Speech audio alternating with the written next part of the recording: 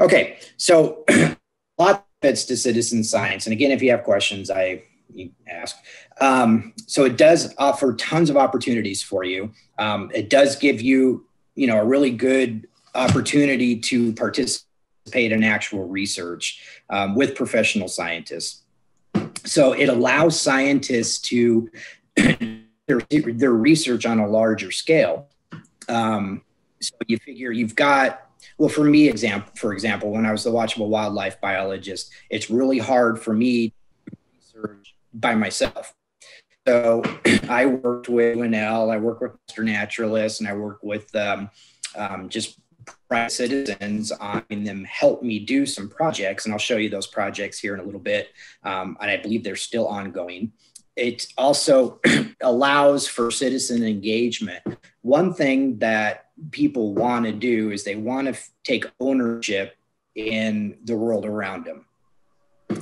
And so this allows people to do that on any scale. Some of the other benefits is, it helps with the reliability. It gives more results. The more results that you have in a program or in a research project, the better. It gives you a more accurate view of what you're looking at. It also will help you spread awareness of different types of species and different problems from around the world. Here's another funny one. At least I think it is. I see no laughing. Okay. All right. So some of the projects I worked with is the fly surveys in Nebraska. Now we all know, at least I hope we all know, the plight of the monarch butterfly. We also looked at the regal frittle area as well. So in Nebraska, now they are now on a year-by-year case, whether or not they're going to add the monarch butterfly to the endangered or threatened list. I don't believe they're on either one at this point. I could be wrong. Somebody correct me if I am. So what we're doing, or what we are doing, is surveying, catching, we're tagging who we can. I'll show you an example of a tag here in a little bit of what is used, but it takes several generations for these monarchs to get down to Mexico. The whole purpose of this is, in any of the migration studies, you guys have all heard of bird banding, stuff like that. You want to see where they're going, how far they're going, and you kind of extrapolate that information. You get to a long list and tell you durations it's taking to get down there, where are they going, etc. Always mountain lion sightings. My internet connection is unstable. If you ever see a mountain lion, a lot of these things, they don't count unless you have, whether it's picture evidence, GPS locations. Otherwise, it's not scientifically valid. So Mike can attest to, when he's doing his small mammal work with them, whatever in the field, if he doesn't have, the GPS locations or an accurate count, it doesn't help his research. Tiger salamander, Dennis and I at UNL, if you're a master naturalist, Dennis, wanted to see where are the tiger salamanders, because there's a concern that their counts are going down and a lot of people are taking them as pets. And so we want to know where they are, and we're trying to get a population. What's their density? Where are they exactly? I believe most of them are in northeast Nebraska or eastern side of the state. We're always looking for river otters. We have reintroduced them into Nebraska. I actually saw a couple down at Indian Cave while I was there in the backwater, which is right off of the Missouri River, which we had before. So it's really kind of neat to see that stuff. Everybody knows the Christmas bird counts. That is something that's done throughout the entire US and Canada, where you go out, they give you like a month to go out and count birds and the different species in a set geographical area. The other thing that I was interested in while I was in Lincoln is the eastern spotted skunk. Now, when you go out, most people think there's only one kind of skunk, the striped skunk. However, in Nebraska, we actually do have the spotted skunks. They're more elusive, and people don't see them as regularly. More arboreal. They like to hang out in trees. And so I sent around trail cams around the state in the areas that we thought, mainly along the Platte. And people, Master Naturalist mainly who I sent them to. And we just analyzed all the pictures to see if we can, where they are and et cetera. Bio blitzes are a big thing now. I did 2 of them. Well, I've done 3 or 4 of them now, but that doesn't matter. We are actually doing one here in May at the park. A Bio Blitz, if you don't know, is a citizen science opportunity where technically in a 24-hour period, you count as many different species and the number of each species as you can. I have kind of tailored it to be not only that, but a educational experience as well. So Mike is coming out and he's doing small mammals. And so we will go out Friday night and we will set traps. And we'll explain how we set them, why we set them. And this is the bait that we use. And then the next morning, first thing is we will go out to each one of those traps and see what we get. And whatever we get, we will log. And Mike will also do some education with that, kind of explain its natural history, its feeding habits, et cetera. Some of the things that we found online here on your right-hand side, they kind of have goofy names. They go on a Fernie journey, search, et cetera. They can be named whatever. Any questions so far? I can't see the question thingy, so I don't know how to work this thing. Okay, so here are some ongoing citizen science projects around the country. And the really cool thing, and I'll talk to you about this here in a little bit, is it's not just in the US. So right now it looks like they're doing Caribbean storms, the plastic tide. This is Scientific American. There are a lot of different, if you just Google citizen science opportunities, you don't have to be where they're doing them. If it corresponds to what they're looking for. I'll explain that in a little bit, but you can see there are just tons of different 13 pages here of different opportunities that you can do. So anyway, here are tons of different opportunities just from around the country. Some of these will actually outside of the country who can help in any of these if something that you're able to do. All right, now let's see. And in our chat too, if you guys see that, Andrea also posted that SciStarter.com is also another good place to look for. Yep, and I'll bring that up here in a minute. I think I have that on here as well. Let's see. Current slide. I did that one. Did I? Oh, did I already do this one? I think I did. The Outdoor Nebraska one. Oh, no, I didn't. Okay, so new share. This one. Share. Okay, so you guys can see that community science. Yep. Okay, so these are actually the ones that are being done through the game and parks itself. And these are on the website. If you go to outdoornebraska.gov, there are places you can search things to do, et cetera. But some of the ones that we are doing now, again, is the Eastern Spotted Skunk, ongoing butterfly surveys. In Lincoln, they're doing a nature challenge, and you can read about these and get involved. The salamander search is the tiger salamander that I was talking about earlier. We're also looking at the smallmouth. They are doing a bumblebee atlas. I'm not familiar with one. And the national projects that you can get involved with are the feeder watch. People in this particular program, they are counting the different species that come to your bird feeders. And that's going to be dependent on what kind of food you use, your location, et cetera. Actually, if you use bird feeders, my son sent me a picture the other day of this really cool Cooper's hawk eating one of his cardinals, which I thought was pretty cool because he didn't know what kind of bird it was. So more bird feeders you have out, the more raptors you get. Nest watch, bud burst, which is plant species, etc. All right. And again, that is on the Game and Parks website that you can get on current site. All right. So the question is, can you be a citizen scientist? Well, of course, everybody can.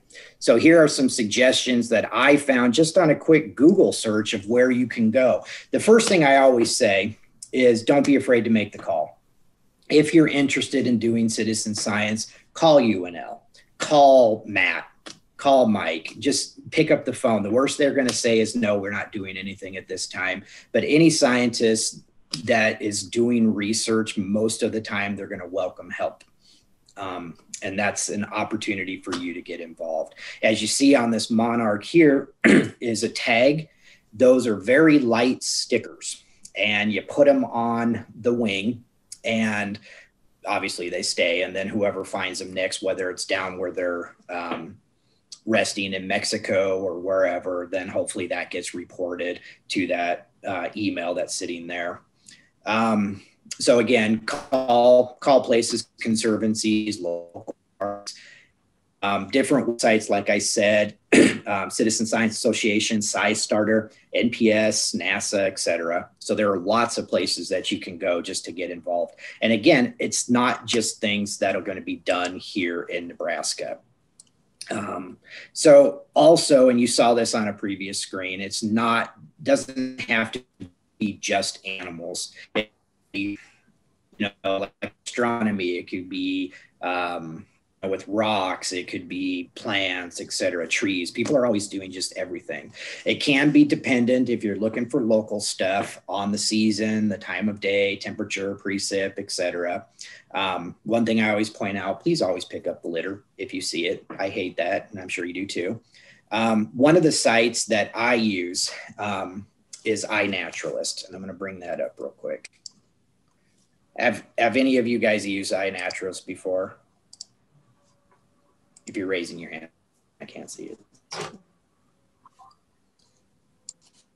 Okay, I'm going to go with no, nobody has.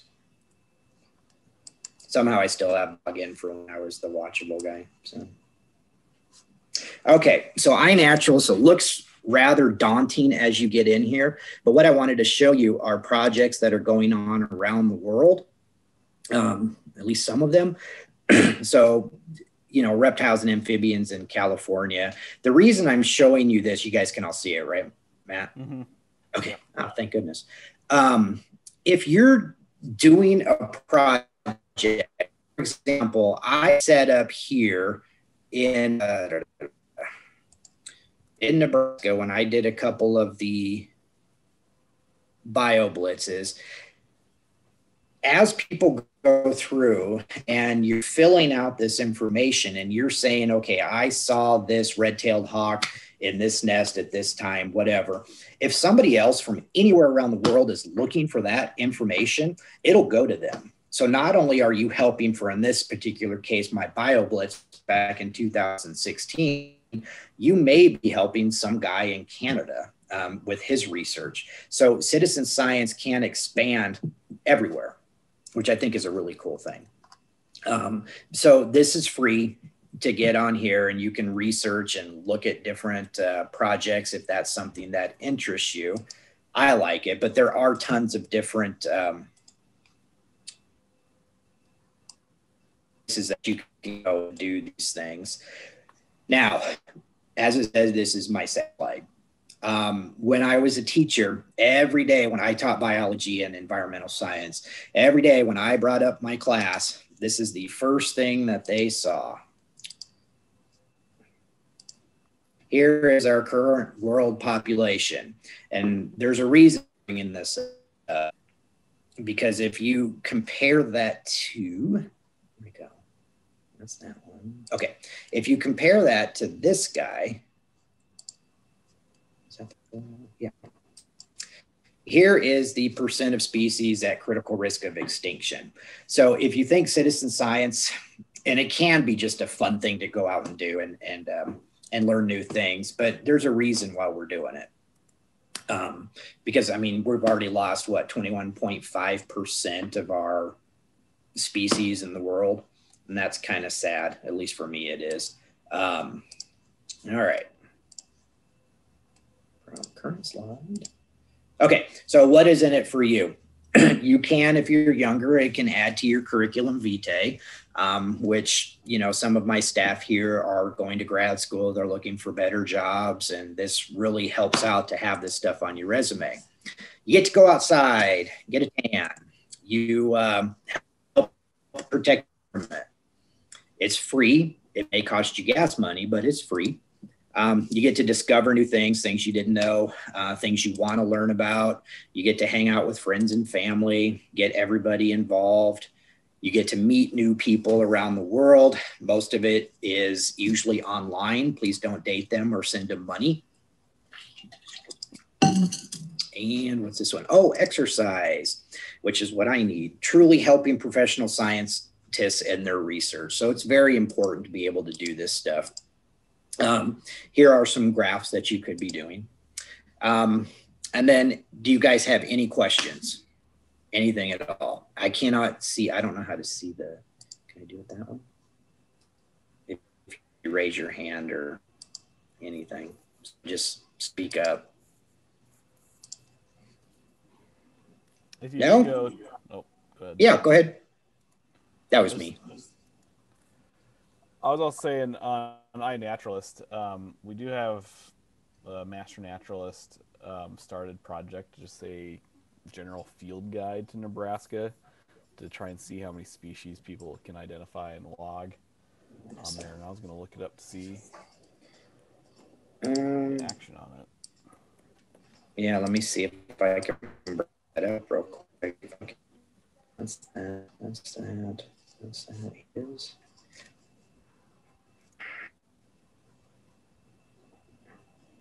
New share, that, share. Okay, what's it listed as, Matt? I think. Is it Nebraska Master Naturalist? Yeah, you can just type in Nebraska Master Naturalist and see what comes up. State Field Guide? Yeah. All right. We had a few people from Omaha to Scotts Bluff putting some things in there.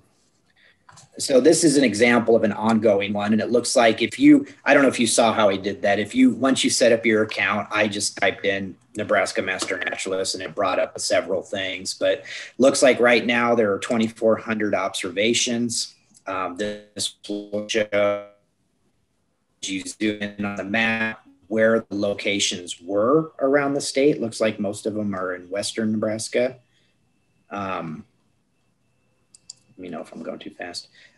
Looks like we found 1,150 species. You do have the option to put in canned pictures from iNaturalist, or you can actually add your own if you have a really cool red hawk. But in this particular case, looks like there are 13 observations of a red-tailed hawk. You click on that, show where the observations were. It will also show you who made the observation. So there's quite a bit on here. It looks like I could go through them all, but oh, brown-headed cowbird, yay! Anyway, so tons of stuff: gopher snakes, box turtles, etc. And then up here we have, here are the people who have actually contributed to this. And if you click on them,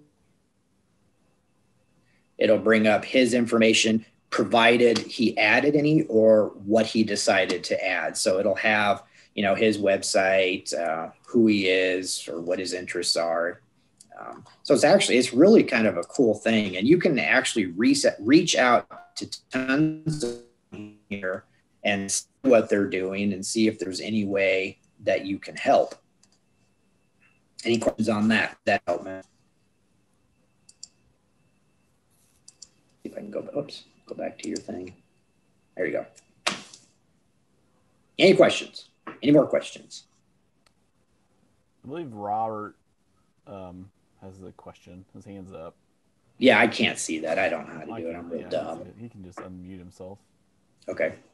Maybe I'll just go back to the main. How do I go back to the main screen? Click on stop share. Oh, there we go. Okay. Hey. Yeah, well, what was the question? Was it typed in? No. He just had his Okay. hand up on Zoom. But no questions? I can ask Matt what he wants us to do, if he want me to try getting the chapter to do the River City chapter to do more for your field guide. We can. You know, it would be a great resource for some curriculum writing that we hope to do someday. You know, my pie in the sky dream would be to create a Master Naturalist, you know, field guide for each topic, and something that then we could produce and print and use in trainings. And I think maybe something that, you know, if we're looking for, you know, species you can find in Nebraska, that's always a good resource from iNaturalist. And not only that, it's really cool to see what's other people are seeing. Well, and like I showed you with those Gammon Parks research studies, citizen science opportunities. I mean, if you see a tiger salamander, you see a monarch or a fritillary butterfly, I mean, that all goes towards that, which is really kind of cool, because it'll draw that information and put it into that research that they're doing if it's on iNaturalist. Yeah, Mike. Matt, should I be dumping my small mammal data into that? You can. It'd be another place for it to go. And another way to use up some more volunteer hours. Yeah. Anything, because we do count that. People who will go around just identifying species and putting it into iNaturalist or eBird or whatever, we count that as volunteer hours under citizen science. So it is one way to earn hours.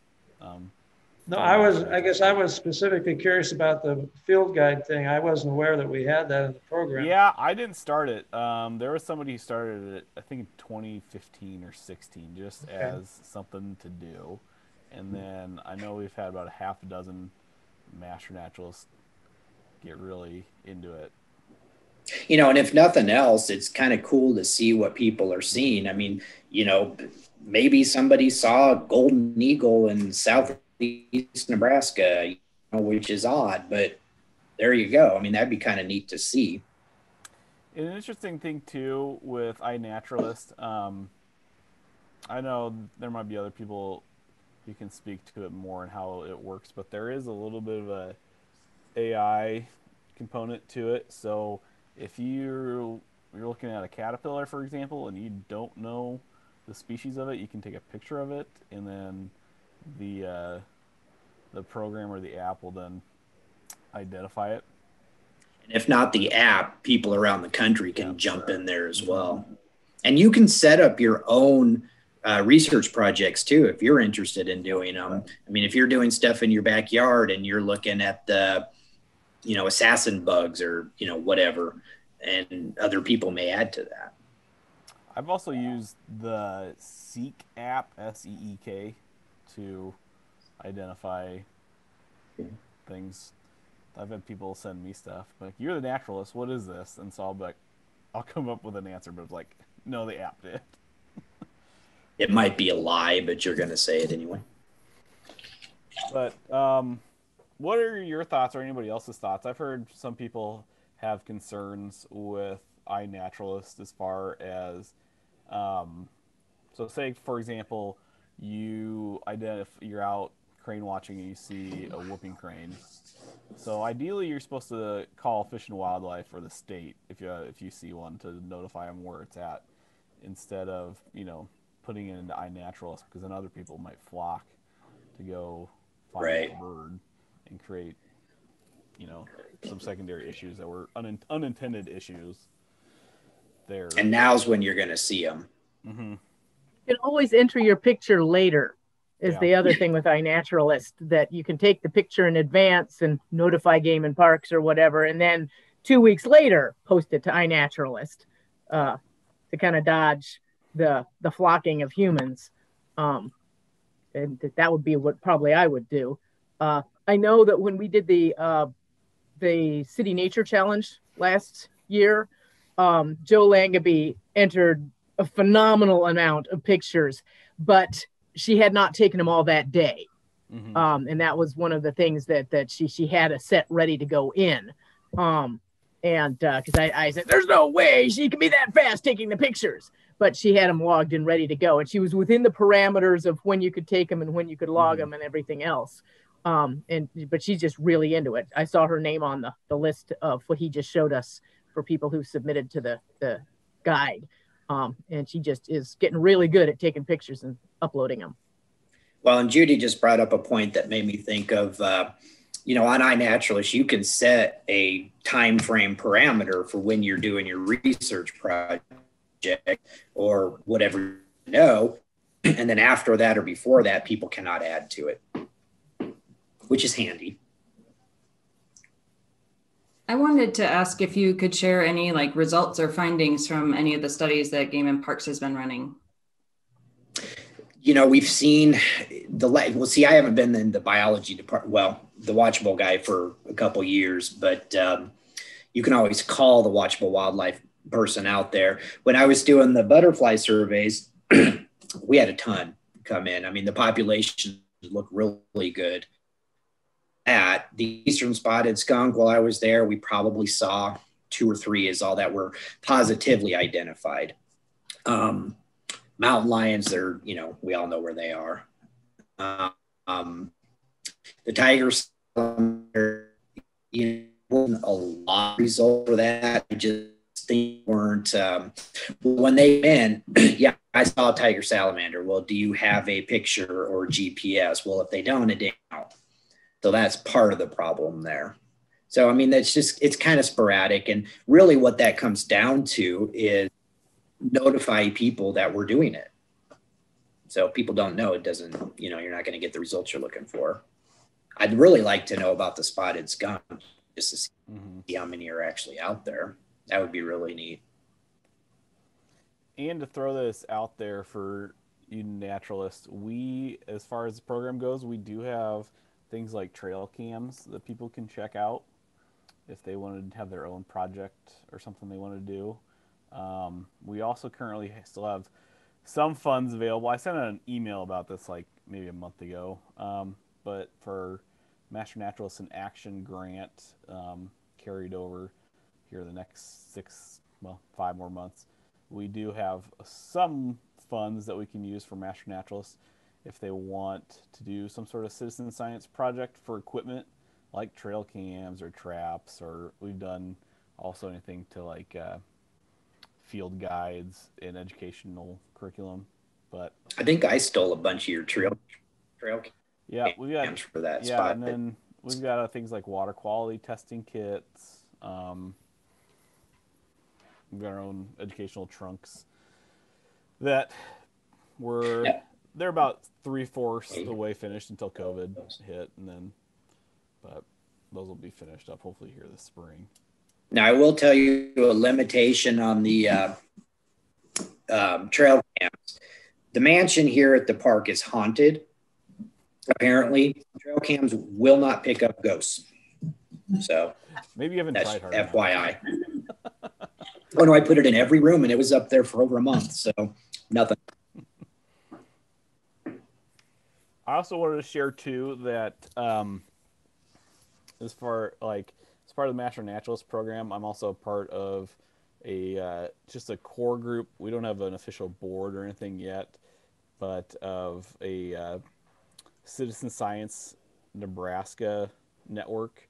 It will actually be changed to Community Science Nebraska network here. But there'll be more information coming about with that here this spring and summer. And so it's just going to be kind of a clearinghouse of other community science, citizen science type opportunities for people all over the state. And so there's people in this group anywhere from Henry Doorly Zoo to the state of Nebraska to UNL entomology, and then there's somebody from the rural affairs office. So there's other states around that has quasi similar groups, but as far as in the Great Plains area, as far as we know of, this is kind of one of the first statewide networks for community science. And so there'll be more information about that. And so Mark asked how do we join the citizen science group.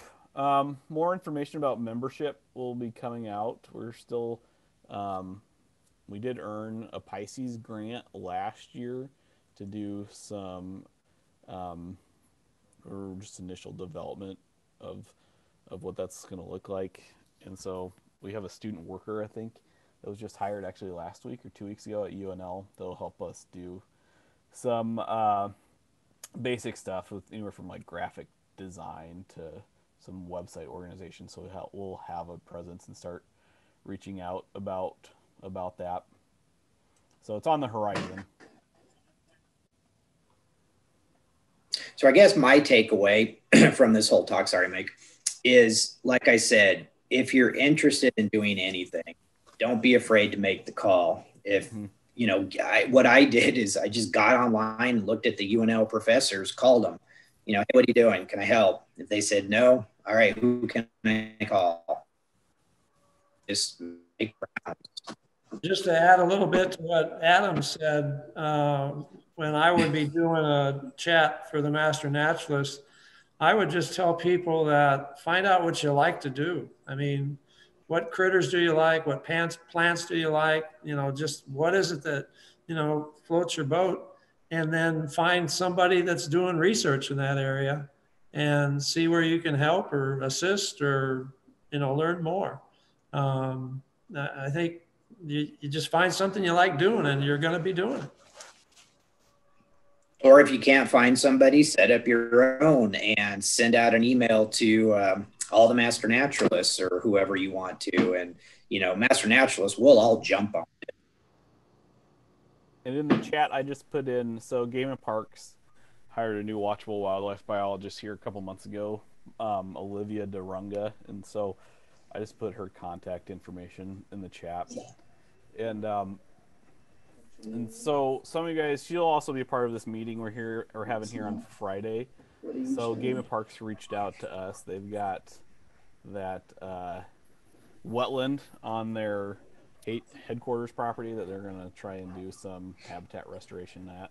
And so they're looked at as an option for using Master Naturalists to help in that effort. And so they wanted to know if we'd have any interest, and we've so far had over 30 people express interest to be a part of that in some way, shape, or form. And so we're having our first kind of planning meeting on that on Friday. And so if you are interested and you want, you know, possibly learn about what's going on there or attend the meeting, you can shoot me an email.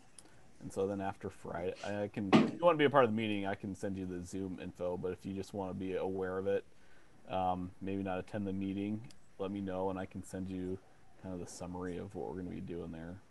There's a lot of critters in that wetland there, you know, turtles to birds, etc. And tons of red-winged birds. If you want to go see that, wear a red hat and see what happens. It's really funny. They're very territorial.